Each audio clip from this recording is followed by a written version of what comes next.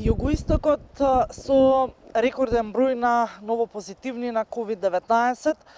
Последните бројки говорат дека активни случаи на COVID се 800 во југоистокот, а најмногу заболени има Гевгелија. Најголем проблем епидемиологот Сашо Олумчев од Гевгелиската болница велат прават младите. Не ги почитуваат воопшто мерките пропишани од Комисијата за заразни болести и Министерството за здравство и во последната негова изјава вели дека ако треба ќе клекне на колена да ги моли да почнат да ги почитуваат мерките за безбедност, затоа што така не се создаваат кластери на позитивни од COVID-19, туку се создаваат кластери на непозитивни членови од семејства и цели семејства во Гевгелија.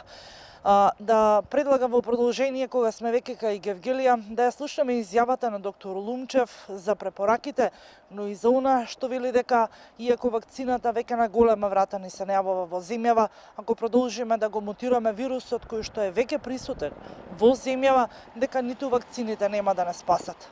Па видите, веќе самите бројки кажуваат. Значи тоа ние си го предвидовме, што е резултат нели и на самите случаи светски кои се на глобално ниво. Британецот дојде, дали е истиот како што е во Британија или малце е модифициран со балкански тип, тоа допар па ќе видиме, веќе е докажан, знаете, на вирусологија, во МАНО е направено секвенционирање.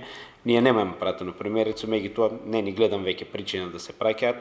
Веројатно тука е присутен сојот, поради тоа што имаме веќе зголемување на инфективноста на самиот вирус. Гледате, за 70% е по-инфективен од претходниот сој, значи од првичниот сој, што значи дека секако се работи за тој мутант. Може би има некои мали варијации кои допрво ќе ги докажуваме, меѓутоа нас тоа толку и не интересира колку што не интересира самата популација. Значи бројките енормно растат и симптоматологијата. Најпрво нели беше кажано првичните студии дека британецот во наводници е само поинфективен за 30% и дава исти или минорни симптоми, меѓутоа излезе дека не е така. Токму спортивното дава страшно лоши симптоми и страшно брзо се ја дава таа симптоматологија, значи првиот, веќе вториот ден имаме фулминантна клиничка слика со изразити бронхопневмонии, со високи температури, така да креветите ни се наполнуваат, веќе сите болнички капацитети се преполни. Најчесто сега во моментот ни страдаат младите луѓе, бидејќи тие ни се веќе во наводници, ќе кажеме, тие се хостови или домаќини и инкубатори на самиот вирус. Меѓутоа, првично беа само носители, значи не страдаа, не пројавуваа симптоми, сега се во групата кои страдаат, што е особено опасно. Зошто? Затоа што во млад организам прво виремијата се зголемува на самиот вирус, значи наоѓаат една здрава средина, меѓутоа и тој организам се брани и има потенцијал да се измутира уште повеќе и да ни направи проблем на другите популации, на другите старосни групи, што за мене е страшно опасно, затоа што веќе имаме наплив на голем број пациенти, односно доаѓаат цели фамилии, од младо до највозрастно. Освен во Гевгелија, која што има зголемување на бројот на новопозитивни случаи на COVID-19, новопозитивни има и во Струмица, во Радовиш, во Валандово, во Богданци и останатите општини од југоистокот. А од Гевгелиската болница исто така коментираат дека слободни кревети нема во моментов во болницата. Пациентите се препраќаат оние кои што се најкритични во клиниките во Скопје, во Штип, но дел се препраќаат и во Струмица. Во Струмица не е ништо поразлична сликата. ковид болницата која што пред само неколку денови беше ставена во функција, веќе е со полни капацитети.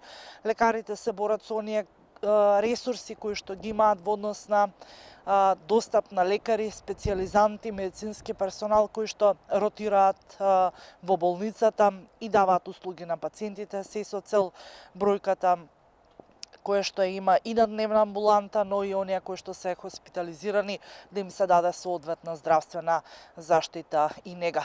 Вчера во југоистокот се огласи и градоначалникот на Радовиш и таму бројот полека почнува да се зголемува. Градоначалникот Герасим Конзулов испрати официјален апел до сите радовишани, но и околните населени места во Радовиш, дека бројот почнува да оди во нагорна линија. младите да ги почитуваат препорачаните мерки, а луѓето кои што одат на работа исто така да ги почитуваат препорачаните мерки од Министерство за здравство и Комисијата за заразни болести, се со цел бројката да не оди во нагорна линија, туку да почне да се стабилизира состојбата. Како што и најавив на самиот почеток од ова јавување, Југоистокот е со рапиден раст на бројот на ново позитивни од COVID-19.